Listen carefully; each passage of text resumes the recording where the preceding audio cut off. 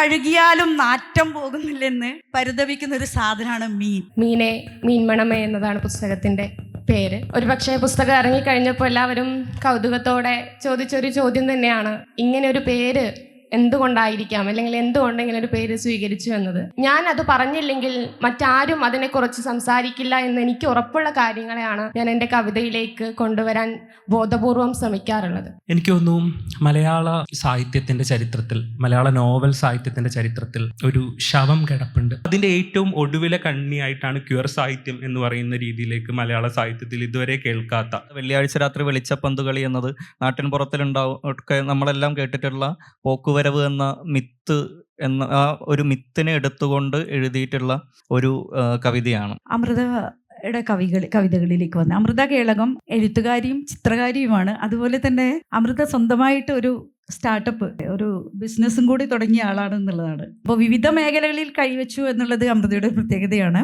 അമൃതയുടെ കവിതയിൽ ഞാൻ full A+ എന്ന് പറയുന്ന കവിത വായിച്ചപ്പോൾ, പ്രത്യേകിച്ച് നമ്മൾ പരീക്ഷാകാലമൊക്കെയാണ്, മാർച്ച് മാസം റിസൾട്ട് വെയിറ്റ് ചെയ്യുന്ന കുട്ടികളാണ്. ഇത്തരത്തിലുള്ളൊരു സമയത്ത് കുട്ടികൾ അനുഭവിക്കുന്ന മാനസിക പ്രയാസങ്ങളെ, വ്യഥകളെ, അല്ലെങ്കിൽ മാതാപിതാക്കൾ നൽകുന്ന അവർക്കുമേൽ അടിച്ചേൽപ്പിക്കുന്ന പ്രഷറുകളെ വളരെ ആദിയോടുകൂടി, സ്വന്തമല്ലാത്തൊരു വിഷയത്തിൽ മുമ്പ് കാലങ്ങളിൽ നമ്മൾ അനുഭവിച്ച ഒരു വിഷയത്തെ A+ എന്നും ഒന്നാമതാവുക എന്ന് പറയുന്ന ഒരു കാഴ്ചപ്പാടിനെ കൃത്യമായി തിരുത്തി കുറിക്കുന്നുണ്ട്. ആ ഒരു തരത്തിൽ മാറ്റങ്ങൾ A+ അല്ല, മറ്റു കവിതയിലേക്ക് വരാനുണ്ട്, തോറ്റുപോയവരോടൊക്കെ നമുക്ക് ചോദിക്കാനുണ്ട്. അപ്പോൾ ഈ തോൽവിയും വിജയവും എന്ന് പറയുന്നത് ഏതെങ്കിലും ഒരു A+ൻ്റെയോ ഗ്രേഡിൻ്റെ മൂലത്തിലല്ല നിൽക്കേണ്ടത്, അത് എന്ന് ജീവിതം കൊണ്ട് തെളിയിച്ച വ്യക്തിയാണ്. അപ്പോൾ എഴുത്തിൽ ഇതെങ്ങനെയാണ് കാണുന്നത്? എല്ലാവർക്കും നമസ്കാരം. എനിക്ക് ഇങ്ങനെ ഒരു വേദിയിൽ പങ്കെടുത്ത് സംസാരിക്കാൻ സാധിച്ചതിലുള്ള കൃതാർത്ഥത ഞാൻ അറിയിക്കുകയാണ്. എന്നെ ഇവിടേക്ക് ക്ഷണിച്ച ഭാരവാഹികളോടുള്ള നന്ദിയും രേഖപ്പെടുത്തുന്നു. ഈ ഫുൾ A+ എന്ന കവിത വാസ്തവത്തിൽ എൻ്റെ തന്നെ ഒരു ജീവിതാനുഭവത്തിൽ നിന്നും ഉണ്ടായ ഒരു കവിത തന്നെയാണ്. കാരണം ഞാൻ 5ാം ക്ലാസ് പഠിക്കുമ്പോൾ മുതൽ എൻ്റെ അച്ഛനും അമ്മയും അധ്യാപകരാണ്. അപ്പം അധ്യാപകരുടെ മകളായതുകൊണ്ട് തന്നെ ഈ അധ്യാപകർ നമ്മളെ വളരെ ഔട്ട്സ്റ്റാൻഡിങ് സ്റ്റുഡൻ്റ് ആയേ പറ്റൂ എന്നുള്ള ഒരു കാഴ്ചപ്പാടോടെയാണ് കാണുന്നത്. ക്ലാസ്സിൽ ഫസ്റ്റ് ആയില്ലെങ്കിൽ പിന്നെ അച്ഛനെയും അമ്മയും വിളിക്കുക, എന്താണ് കുട്ടി ഇങ്ങനെ വീട്ടിൽ വന്ന് പഠിക്കുന്നൊന്നും ഇല്ലേ, മാഷൻ ടീച്ചറും തീരെ ശ്രദ്ധിക്കുന്നില്ലേ, അങ്ങനെ ഒരു ചോദ്യവും വരും. അപ്പോൾ അച്ഛനും അമ്മയും അതേസമയം നമ്മളെ നമ്മുടെ ഇഷ്ടത്തിന് വിടുന്ന ഒരു അച്ഛനും അമ്മയായിരുന്നു. പ്രകൃതിയെ നിരീക്ഷിക്കാനും പുസ്തകങ്ങൾ വായിക്കാനും നാടകം കളിച്ച് നടക്കാനും ഒക്കെ പ്രോത്സാഹിപ്പിക്കുമായിരുന്നു. പക്ഷെ അധ്യാപകർക്ക് അതെല്ലാം ഒരു അധികപ്പറ്റായും പഠനം മാത്രമാണ്, ഞാൻ പഠിക്കുമ്പോൾ അങ്ങനെയായിരുന്നു, പഠനം മാത്രമാണ് നമ്മുടെ ഒന്നാമത്തെ സ്ഥാനത്ത് നമ്മൾ കൊണ്ടു നടക്കേണ്ടതെന്നും പറയുന്നു. അപ്പോൾ 5ാം ക്ലാസ് മുതൽ 10ൽ ഫുൾ A+ മേടിക്കണം എന്നുള്ളത് എൻ്റെ ചുറ്റും ഒരു അശരീരി പോലെ ഇങ്ങനെ മുഴങ്ങുന്ന ഒരു കാര്യമായിരുന്നു. സത്യസന്ധമായി ഞാൻ പറയുകയാണ്, ഞാൻ എപ്പോഴും പ്രാർത്ഥിക്കുന്ന ഒരു കാര്യമായിരുന്നു, ഞാൻ 10ാം ക്ലാസ് എത്തുമ്പോഴേക്കും ലോകം അവസാനിക്കണേന്ന്. ഞാൻ അവസാനിക്കണേന്നായിരുന്നില്ല, കാരണം അതിലെൻ്റെ സ്വാർത്ഥതയാണ്. കാരണം എല്ലാവരുടെയും കൂടെ അങ്ങ് വച്ചു പോവുകയാണെങ്കിൽ കുഴപ്പമില്ലല്ലോ. അപ്പോൾ അതെൻ്റെ ഒരു പ്രാർത്ഥനയും. എന്നിട്ട് ഞാനിങ്ങനെ നിരീക്ഷിക്കുകയാണ്, അയ്യോ ലോകം അവസാനിക്കുന്നില്ലല്ലോ. അപ്പോൾ വാർത്തകൾ ഞാൻ ശ്രദ്ധിക്കുന്നുണ്ട്, ലോകാവസാനത്തെ പറ്റിയുള്ള ചർച്ചകൾ. പിന്നെ ഞാൻ പ്രാർത്ഥിക്കാൻ തുടങ്ങി. 10ാം ക്ലാസ്സിലേക്ക് ഞാൻ പ്രവേശിച്ചു, അവസാനം മോഡൽ പരീക്ഷ എഴുതി. എന്നാൽ പിന്നെ ഫസ്റ്റ് പരീക്ഷയ്ക്ക് പോയി ബസ് ഇറങ്ങി അങ്ങ് നടക്കുമ്പോൾ ലോകം അവസാനിച്ചാലും മതി ചിന്തിക്കാൻ തുടങ്ങി. പക്ഷെ 10ാം ക്ലാസ്സിലെ പരീക്ഷ പാസ്സായി. എൻ്റെ അച്ഛനും അമ്മയും അധ്യാപകരും ഒക്കെ പറഞ്ഞ, അച്ഛനും അമ്മയും എന്താ ചെയ്തതെന്ന് വെച്ചാൽ നമുക്കിഷ്ടമുള്ള മാർക്ക്, ഒരു അഡ്മിഷൻ കിട്ടാനുള്ള മാർക്ക് നേടിയാൽ മതി എന്നുള്ള രീതിയിലാണ് പറഞ്ഞത്.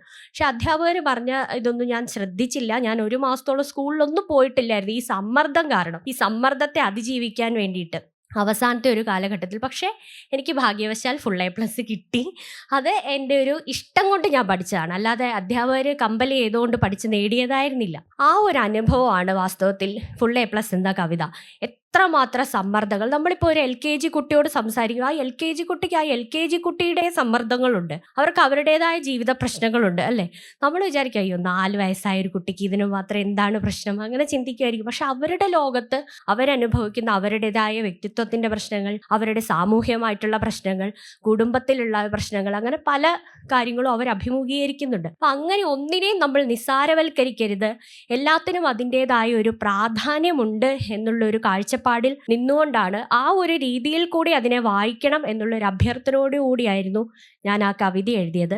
എൻ്റെ കവിതയിൽ ഇപ്പോൾ എല്ലാ കവിതകൾക്കും ഫുൾ A+ കിട്ടുമൊന്നുമില്ല. എൻ്റെ കവിതയിൽ തന്നെ ഒരു ആവറേജ് കവിതയും അല്ല നിലവാരമില്ലാത്ത കവിതകളും എല്ലാം ഉണ്ടാവുമായിരിക്കും. പക്ഷേ എൻ്റെ സത്യസന്ധമായിട്ടുള്ള ചില രേഖപ്പെടുത്തലുകളാണ് എൻ്റെ കവിത.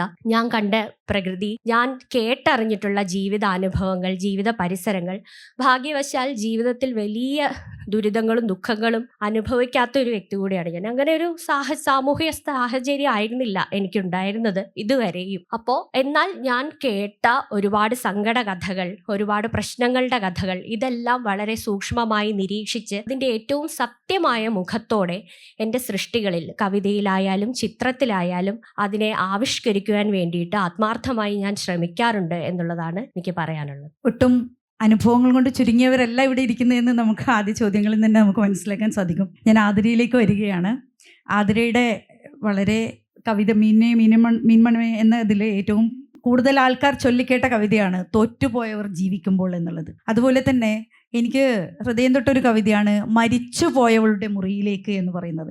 കാരണം നമ്മൾ സാധാരണയായി ഇപ്പോൾ ആദ്യകാലത്തെ ഒരു സ്ത്രീ ജീവിത അനുഭവങ്ങളൊക്കെ എടുത്തു നോക്കിയാൽ ഗീതാഹിരണ്യൻ്റെ ആയാലും അനിതാ തമ്പി ആയാലും അതുപോലെ തന്നെ സാവിത്രി രാജീവൻ, ബിന്ദു കൃഷ്ണ തുടങ്ങിയ ഒരു സ്ത്രീ എഴുത്ത് അല്ലെങ്കിൽ സ്ത്രീപക്ഷ എഴുത്ത് എന്ന് പറയുന്ന തരത്തിലേക്ക് വന്നു കഴിഞ്ഞാൽ അനുഭവങ്ങളെ കോറിയിട്ട് പോവുക എന്നതിനപ്പുറത്തേക്ക് ഇത് എൻ്റെ അനുഭവമാണ് എന്ന് പറയുന്നതിലല്ല, അതിനപ്പുറത്തേക്ക് ഒരു വെളിച്ചം വീശുക എന്ന് പറയുന്നത് വളരെ പ്രധാനപ്പെട്ട ഒരു കാര്യമാണ്. ആതിരയുടെ കവിതകളിൽ എനിക്ക് തോന്നിയ ഒരു കാര്യം അതാണ്. ആതിര നിരാശപ്പെടേണ്ട കാര്യങ്ങളിലെല്ലാം തന്നെ ഭയങ്കര പ്രത്യാശ വെച്ചു പോകുന്നു എന്നുള്ളതാണ്. തോൽവിയും മരണവും ഒരു നിരാശയുടെ മുദ്രകളായി നമ്മൾ കാണുന്നിടത്താണ് എനിക്ക് തോന്നി മരിച്ചുപോയവരുടെ മുറിയിലേക്ക് നിങ്ങൾ കയറി കഴിഞ്ഞാൽ അവിടെ കാണുന്ന എല്ലാ വസ്തുക്കളിലും ജീവിതത്തെയാണ് തൊടാൻ പറ്റുന്നത്. അവിടെ പോലും നമുക്ക് ഒരു നിരാശയല്ല ഉണ്ടാകുന്നത്. അപ്പോൾ ഇങ്ങനെ പ്രത്യാശയുടെ ഒരു സ്ത്രീ സ്വത്വ ജീവിതത്തിൽ നിന്നിലെ അല്ലെങ്കിൽ നിരാശയിൽ നിന്നും പ്രത്യാശയിലേക്കുള്ള ഒരു വെളിച്ചം, മാറ്റമാണ്. അത്തരത്തിലുള്ള ഒരു മാറ്റം ഈ ഒരു എഴുത്ത്, തോറ്റുപോയവരുടെ ബാധ്യത നമ്മൾ പറയുന്നത് പോലെ തോറ്റുപോയവർ തൊട്ടടുത്ത നിമിഷം മരിച്ചു പോകുമെന്ന് ആരാണ് നിങ്ങളോട് പറഞ്ഞത് എന്ന ചോദ്യം, ആ ചോദ്യത്തിനുള്ള ഉത്തരമായിട്ട് ആരാണ് ആതിരയോട് പറഞ്ഞത്? ആതിര, തോറ്റുപോയവർ എന്നും വിജയിക്കുന്നവരാണ് അല്ലെങ്കിൽ വിജയസാധ്യതയുള്ളവരാണെന്ന് തോന്നൽ മരിച്ചവരുടെ മുറിയെ ഇത്ര സമ്പന്നമാക്കാൻ ഇങ്ങനെ സാധിച്ചു. അതിൻ്റെ രാഷ്ട്രീയമാണ്. അതായത് നമ്മളൊക്കെ വായിക്കുമ്പോഴും, കവിത എന്ന് മാത്രമല്ല ഏത് സാഹിത്യ കൃതികൾ വായിക്കുമ്പോഴും നമ്മൾ വായിക്കുന്നത് നമ്മൾ ജീവിക്കുന്ന ജീവിതത്തിൽ പല സന്തോഷങ്ങൾ ഉണ്ടാകുമ്പോഴും നമ്മളെപ്പോഴും നമ്മുടെ ദുഃഖങ്ങളിലേക്കാണ് കൂടുതൽ നോക്കുക. ആ വിഷമങ്ങളിൽ നിന്ന്, ദുഃഖങ്ങളിൽ നിന്ന് അതിജീവിക്കാൻ എവിടെന്നെങ്കിലും ഒരു നുറുങ്ങുവെട്ടം കിട്ടുമോ എന്നാണ് വായനയിലൂടെ പലപ്പോഴും നമ്മൾ ശ്രമിക്കാറ്. വ്യക്തിപരമായിട്ട് ഞാൻ അതിനാണ് ശ്രമിക്കുക. ഒരു പുസ്തകം വായിച്ചു കഴിഞ്ഞാൽ എല്ലാ പ്രതിസന്ധികളിൽ നിന്നും അല്ലെങ്കിൽ ആ പുസ്തകം തരുന്ന എല്ലാ പിരിമുറുക്കങ്ങൾക്കും അവസാനം ആ പുസ്തകം അടച്ചു വെച്ച് അല്ലെങ്കിൽ മറ്റൊരു ദിവസം അതിനെപ്പറ്റി ആലോചിക്കുമ്പോൾ ജീവിതത്തിൽ മുന്നോട്ട് പോവാൻ, അല്ലെങ്കിൽ ഞാൻ കടന്നു വന്ന വഴികളിൽ എന്തെങ്കിലും തെറ്റ് എൻ്റെതായി സംഭവിച്ചിട്ടുണ്ടെങ്കിൽ അതിനെ തിരുത്തി ഒരു വെളിച്ചത്തിലേക്ക് പോവാൻ എന്തെങ്കിലും ഒന്ന് കിട്ടുമോ എന്ന് ഞാൻ എപ്പോഴും വായനയിൽ ശ്രദ്ധിക്കാറുണ്ട്. അപ്പോൾ ഞാൻ എഴുത്തിലേക്ക് വരുമ്പോൾ എൻ്റെ ഒരു കവിത വായിച്ച് അത്രയും വിഷാദത്തിലിരിക്കുന്ന ഒരു മനുഷ്യൻ ഒരു കവിത വായിച്ചു കഴിഞ്ഞാൽ പിന്നെയും പടുകുഴിയിലേക്ക് പോവാൻ പാടില്ല എന്നൊരു നിർബന്ധം എനിക്കുണ്ടായിരുന്നു. അതുകൊണ്ട് തന്നെ എല്ലാ വേദനകളെയും, അല്ലെങ്കിൽ ഇപ്പോൾ ഒരു പ്രണയത്തെ, അല്ലെങ്കിൽ ഒരു വിരഹത്തെ, അല്ലെങ്കിൽ ജീവിതത്തിൻ്റെ തോൽവിയെ, മരണത്തെ ഒക്കെ പറയുമ്പോഴും ആ കവിത വായിച്ചു കഴിയുമ്പോൾ, അല്ലെങ്കിൽ അതിനെക്കുറിച്ച് പിന്നീട് ഒരിക്കൽ ചിന്തിച്ച് കഴിയുമ്പോൾ വീണ്ടും എന്തിനാണ് ഞാനിങ്ങനെ തോറ്റ് ജീവിക്കുന്നത്, അല്ലെങ്കിൽ മരണത്തിലേക്ക് പോയാൽ മതി എന്ന് തോന്നുന്നിടത്തു നിന്ന് ഇങ്ങനെയൊക്കെ സംഭവിച്ചാൽ നാളെ എൻ്റെ ജീവിതത്തിലേക്ക് ഒരു പ്രതീക്ഷ ഉണ്ടാവും, അല്ലെങ്കിൽ പ്രത്യാശ നിറഞ്ഞ ദിവസങ്ങൾ ഉണ്ടാവുമെന്ന് വായനക്കാരിൽ ഒരാൾക്ക് തോന്നുന്നുണ്ടെങ്കിൽ, അല്ലെങ്കിൽ അത്രയും വിഷാദത്തിലിരിക്കുന്ന ഒരു മനുഷ്യന് മുന്നോട്ട് നോക്കാൻ തൻ്റെ ജീവിതരേഖയെ കുറച്ചുകൂടി നീട്ടി വരയ്ക്കാൻ സാധിക്കുന്നുണ്ടെങ്കിൽ അതെൻ്റെ കവിതയിലൂടെ വായനക്കാർക്ക് ലഭിക്കണം. വായനക്കാർക്ക് മാത്രമല്ല, തോറ്റുപോകുന്ന അവസരങ്ങളിൽ, വിഷമിച്ചിരിക്കുന്ന അവസരങ്ങളിൽ എനിക്ക് കൂടി ലഭിക്കണം എന്നുള്ളൊരു ചിന്തയിൽ നിന്നാണ് അത്തരം കവിതകൾ ഉണ്ടാവുന്നത്. ഞാൻ നേരത്തെ പറഞ്ഞു, പലപ്പോഴും പലരും പറയുന്നത് കേട്ടിട്ടുണ്ട്, കവിതകളൊക്കെ സ്വാഭാവികമായിട്ട് ഇങ്ങനെ സംഭവിക്കുന്നതാണ്, അതങ്ങനെ വന്നു പോകുന്നതാണ് എന്നൊക്കെ. പക്ഷേ എന്നെ സംബന്ധിച്ചിടത്തോളം എഴുത്തിൻ്റെ ഓരോ നിമിഷങ്ങളിലും ഞാൻ അതിൽ ഉപയോഗിക്കുന്ന ഓരോ വാക്കും വളരെ ബോധപൂർവ്വം ഉപയോഗിക്കാൻ ശ്രമിക്കാറുണ്ട്, വളരെ ശ്രദ്ധിച്ച് ഉപയോഗിക്കാൻ ശ്രമിക്കാറുണ്ട്. കാരണം നേരത്തെ പറഞ്ഞതുപോലെ നമ്മൾ മുന്നോട്ട് നടന്ന വഴികളുണ്ട്, നമ്മൾ മുന്നോട്ട് വെച്ച കാലുകളുണ്ട്. അതിൽ കവിതയിലെയോ എഴുത്തിലെയോ നമ്മുടെ പ്രസംഗത്തിലെയോ നമ്മുടെ ഇടപെടലിലെയോ ഒരു വാക്കുകൊണ്ട് ആ മുന്നോട്ട് വെച്ച ഇടത്തു നിന്ന് വീണ്ടും പിന്നോട്ടേക്ക് വരാൻ, അത് ഞാൻ കാരണം അങ്ങനെ സംഭവിക്കരുത് എന്ന് കൃത്യമായിട്ടുള്ളൊരു നിർബന്ധം എനിക്കുണ്ട്. അതുകൊണ്ട് തന്നെ കവിതയിലെ ആശയങ്ങളാണെങ്കിലും അതിലെ വാക്കുകളാണെങ്കിലും നമുക്ക് പലതരത്തിൽ വാക്കുകളെ സ്വീകരിക്കാം. നമുക്ക് ഇപ്പം ഒരു വാക്കിന് തന്നെ പല പര്യായങ്ങൾ ഉണ്ടാവുന്ന സ്ഥിതിക്ക് ആ വാക്കെടുക്കുമ്പോൾ ഒരു വാക്കിപ്പം സ്നേഹം എന്ന് പറയുന്ന വാക്കിന് പല അർത്ഥങ്ങൾ, പല പര്യായങ്ങളുണ്ട്.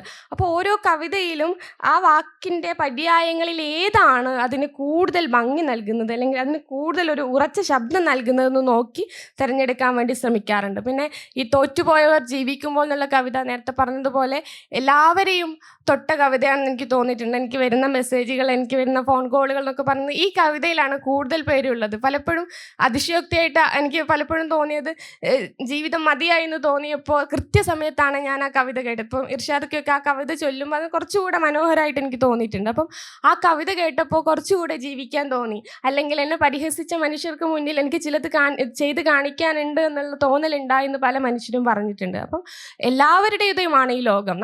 നമ്മളിപ്പം എന്നെയോ ആദിയോ അതുലിനെയോ അമൃതയോ ഒക്കെ ഇപ്പം കുറച്ച് പേര് വായിക്കാനോ അല്ലെങ്കിൽ ആതിര എന്ന് പറയുമ്പോൾ ഇന്നേ കുട്ടിയല്ലേ എന്ന് തിരിച്ചറിയുന്നത് നമ്മുടെ എഴുത്തിലൂടെ മുന്നോട്ട് വന്ന് നമ്മുടെ പേര് ചെറുതായെങ്കിലും അവിടെ അടയാളപ്പെടുത്താൻ തുടങ്ങിയപ്പോഴാണ്. അതിനു മുന്നേയുള്ള വഴികളിൽ എത്രയോ തോൽവികൾ, അല്ലെങ്കിൽ എത്രയോ പരിഹാസങ്ങൾ, അല്ലെങ്കിൽ എത്രയോ പിൻവാങ്ങലുകൾ, അല്ലെങ്കിൽ മതിയായി എന്ന് തോന്നിയിടത്തു നിന്നൊക്കെയാണ് നമ്മളെല്ലാവരും ഇവിടെ ഇരിക്കുന്നവരാണെങ്കിൽ പോലും മുന്നോട്ട് വന്നത്. അപ്പം ജയിച്ചു കഴിയുമ്പോഴാണ് പലപ്പോഴും മറ്റു മനുഷ്യരെ അംഗീകരിക്കുകയും തിരിച്ചറിയുകയും ചെയ്യുന്നത്. അതിനൊക്കെ പുറത്ത്, അല്ലെങ്കിൽ അതിനൊക്കെ പിന്നിൽ നമ്മൾ കടന്നു വന്ന, അത് പ്രായത്തിൻ്റെതൊന്നും കാരണമില്ല. ഇപ്പം അമൃത പറഞ്ഞതുപോലെ LKG കുട്ടിക്കാണെങ്കിലും 10ാം ക്ലാസ്സിലൊരു കുട്ടിക്കാണെങ്കിലും നമ്മളെ പോലെയുള്ളവർക്കാണെങ്കിലും അവരുടേതായ ജീവിത പ്രശ്നങ്ങളുണ്ട്. അവരവരുടേതായ അനുഭവിക്കുന്ന കുറേ പ്രശ്നങ്ങളുണ്ട്. ആ പ്രശ്നങ്ങളെയൊക്കെ അഭിമുഖീകരിച്ചുകൊണ്ട് നമ്മൾ എത്തി നിൽക്കുമ്പോഴാണ് മനുഷ്യരെ നമ്മെ തിരിച്ചറിയുന്നത്. അപ്പോൾ അതിനൊക്കെ പുറമെ നമ്മളിങ്ങനെ തോറ്റു പലതരത്തിലുള്ള അപകർഷതാബോധങ്ങളിലൂടെ, അല്ലെങ്കിൽ പല വഴികളിൽ ഇങ്ങനെ പതറിപ്പോയി അവിടുന്ന് വീണ്ടും എഴുന്നേറ്റോടി വിജയത്തിലേക്ക് കൊതിക്കുമ്പോൾ അവർക്ക് എല്ലാ കാലത്തും എല്ലാ മനുഷ്യർക്കും ഉള്ള ഒരു ധൈര്യമായിട്ട് അങ്ങനെയുള്ള കവിതകൾ മാറണം. എൻ്റെ കവിത എന്നുള്ളതല്ല, അത്തരത്തിൽ എല്ലാ കവിതകളും അങ്ങനെ മാറണം. അപ്പം തോറ്റുപോയവർക്ക് ചിലപ്പോൾ വീണ്ടും തോറ്റുപോയെന്ന് വരാം, പക്ഷെ അവർക്ക് കൂടെ ജീവിക്കാനുള്ളതാണ് ഈ ലോകം. അപ്പം തോറ്റുപോയവരൊക്കെ തൊട്ടടുത്ത നിമിഷം മരിച്ചു പോകുന്നുവെന്ന് ആരാണ് നിങ്ങളോട് പറഞ്ഞത്? ഒരിക്കൽ തോറ്റവർക്ക് പിന്നീട് എല്ലാം എളുപ്പമാണ്. അപ്പോൾ ഒരിക്കലും നിങ്ങൾ നിരന്തരം നിങ്ങൾ മുറിവേൽപ്പിച്ചതിനെക്കുറിച്ച് അവർ ഓർമ്മിക്കുന്നില്ല. കാരണം നിങ്ങൾ കാണാത്ത ഉദയാസ്തമയ ഭംഗികളെക്കുറിച്ച്, നിങ്ങൾ കാണാത്ത വെയിലുമ്മകളെക്കുറിച്ച്, കാപ്പിത്തോട്ടങ്ങൾക്കിടയിൽ പാറിപ്പറക്കുന്ന മരതക വണ്ടുകളെക്കുറിച്ച് പോലും നിങ്ങൾക്കവർ പറഞ്ഞു തരും. നോക്കൂ, തോറ്റുപോയവരൊക്കെ പുതിയ ചരിത്രം എഴുതുന്നവരാണ്. അതിൽ നിങ്ങളൊക്കെ മരിച്ചുപോയവരാണ്. അപ്പോൾ തോറ്റുപോയവർക്കൊക്കെ ഒരു ചരിത്രം എഴുതാനുണ്ട്. ആ ചരിത്രം വായിച്ചുകൊണ്ട് മാത്രമേ, ആ ചരിത്രത്തെ മുറുക്കെ പിടിച്ചുകൊണ്ട് മാത്രമേ നമുക്ക് എല്ലാവർക്കും വിജയത്തിലേക്ക് നടക്കാൻ കഴിയൂ. അതുകൊണ്ട് തോറ്റുപോയവരുടേത് കൂടിയാണ് ഈ ലോകമെന്ന് പറഞ്ഞ് ആ ധൈര്യത്തിൽ തന്നെ മുന്നോട്ട് പോകാൻ നമുക്ക് സാധിക്കണം എന്നാണ് തോന്നാറുള്ളത്. കേൾക്കുന്നവർക്കും വായിക്കുന്നവർക്കൊക്കെ ജീവിക്കാനുള്ള വെളിച്ചമായി മാറട്ടെ. ആദിയിലേക്ക് വരികയാണെങ്കിൽ, ആദിയുടെ പുതിയ പുസ്തകം മുടിത്തി വായിച്ചപ്പോഴേ വളരെ മനോഹരമായി എനിക്ക് തോന്നിയൊരു കവിതയാണ് മദനൻ. രമണനും മദനനും തമ്മിലുള്ള ഒരു സംഭാഷണ രീതിയിൽ എഴുതിയ കോൺവെർസേഷൻ രൂപത്തിലുള്ള ഒരു കവിതയാണത്. ഇത്തരത്തിലുള്ള കവിതയിലെ മാറ്റങ്ങൾ കുറിപ്പുകളായിട്ട്, സംഭാഷണങ്ങളായിട്ടൊക്കെ കവിത പലതരത്തിലുള്ള രൂപഘടന, ആഖ്യാന തന്ത്രങ്ങളിലൂടെ കടന്നുപോവുകയാണ്.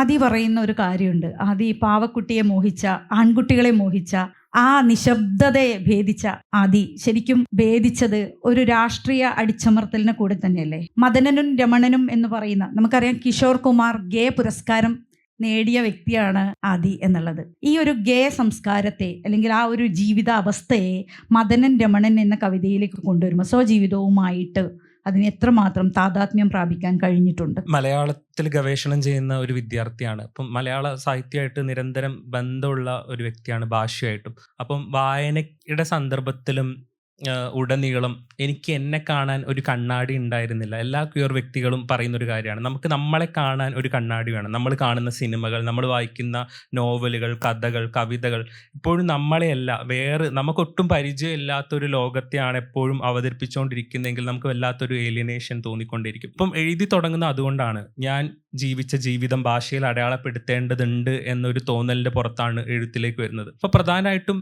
എഴുത്തിൻ്റെ ഒരു ഘട്ടം കഴിഞ്ഞ സമയത്ത് നിലവിലുള്ള ഈ ആഘോഷിക്കപ്പെട്ട കാനനുകളുടെ, പ്രധാനമായിട്ടും നമ്മൾ ആഘോഷിച്ച പ്രധാനപ്പെട്ട മലയാളത്തിലെ കൃതികളെ പുതിയ രീതിയിൽ എങ്ങനെ സമീപിക്കാൻ വേണ്ടി പറ്റും, ആ രീതിയിലാണ് പുതിയ പുസ്തകത്തിൽ ഖസാക്കിൻ്റെ ഇതിഹാസത്തിനെ തിരിച്ചു വായിക്കുന്നുണ്ട്. അതുപോലെ തന്നെ ചങ്ങമ്പുഴയുടെ ഏറ്റവും കൂടുതൽ വായിക്കപ്പെട്ട, മലയാളികളൊക്കെ കാണാപ്പാഠം പഠിച്ച ഒരു കവിതയാണ് രമണൻ എന്ന് പറയുന്നത്. ആ കവിതേനെ മറ്റൊരു പെർസ്പെക്റ്റീവിൽ എങ്ങനെ വായിക്കാൻ വേണ്ടി പറ്റും? രമണനും മദനനും തമ്മിലുള്ള സൗഹൃദത്തിനെ നമുക്ക് എങ്ങനെ മനസ്സിലാക്കാൻ വേണ്ടി പറ്റും? പ്രണയം പരാജയപ്പെടുന്ന സമയത്തും സൗഹൃദം എന്ന് പറയുന്നത് എങ്ങനെയാണ് ഒരു തുടർച്ച ഉണ്ടാക്കിയെടുക്കുന്നത്? രമണനും മദനും തമ്മിലൊരു പ്രേമത്തിൻ്റെ സാധ്യതയുണ്ടോ? ആ രീതിയിലാണ് ആ കവിത പുരോഗമിക്കുന്നത്. ആ ചങ്ങമ്പുഴയുടെ അതേ രൂപത്തിനെ, ആ കവിത എങ്ങനെയാണോ മുന്നോട്ട് പോയിട്ടുള്ളത്, അതേ രൂപത്തിനെ അഡാപ്റ്റ് ചെയ്തിട്ടാണ് ഈ കവിത, മദനൻ എന്ന് പറയുന്ന ഒരു കവിതയും എഴുതിയിട്ടുള്ളത്, ചിട്ടപ്പെടുത്തിയിട്ടുള്ളത്. അപ്പം ആ രീതിയിൽ നിലനിൽക്കുന്ന സാഹിത്യത്തിന്റെ പ്രബലമായിട്ടുള്ള പാഠങ്ങളോട് എൻഗേജ് ചെയ്യുക എന്നുള്ള ഒരു യുക്തിയിലാണ് ഈ രീതിയിൽ ചങ്ങമ്പുഴയോടും അതേപോലെ തന്നെ ഒ വി വിജയനോടൊക്കെ എൻഗേജ് ചെയ്യാനുള്ള ഒരു ശ്രമം ഉണ്ടാകുന്നത്. അത് പ്രധാനമായിട്ടും ഈ ഒരു ലാക്ക്, നിലവിലുള്ള സാഹിത്യത്തിൽ നമ്മുടെ ഒരു വിടവുണ്ട്. അപ്പോൾ ആ വിടവിനെ ഫില്ല് ചെയ്യാനോ അല്ലെങ്കിൽ ആ വിടവിനോട് ഏതെങ്കിലും തരത്തിൽ പിരിമുറക്കം ഉണ്ടാക്കാനുള്ള ശ്രമമായിട്ടാണ് അത്തരത്തിലുള്ള സാഹിത്യ രചനകൾ ചെയ്യുന്നത് എന്ന് പറയുന്നത്. അതിൻ്റെ ഏറ്റവും അടിസ്ഥാന കാരണം എന്ന് വെച്ചാൽ നമുക്ക് നമ്മളെ കാണാൻ ഒരു കണ്ണാടി എപ്പോഴും ആവശ്യം എന്നുള്ളത് കൊണ്ട് തന്നെയാണ് ആ തരത്തിലുള്ള സാഹിത്യ ഇടപെടലുകൾ നടത്തിക്കൊണ്ടിരിക്കുന്നത്. അതിന് കൃത്യമായിട്ടൊരു രാഷ്ട്രീയ മൂല്യം ഉണ്ട് എന്നാണ് ഞാൻ മനസ്സിലാക്കുന്നത്.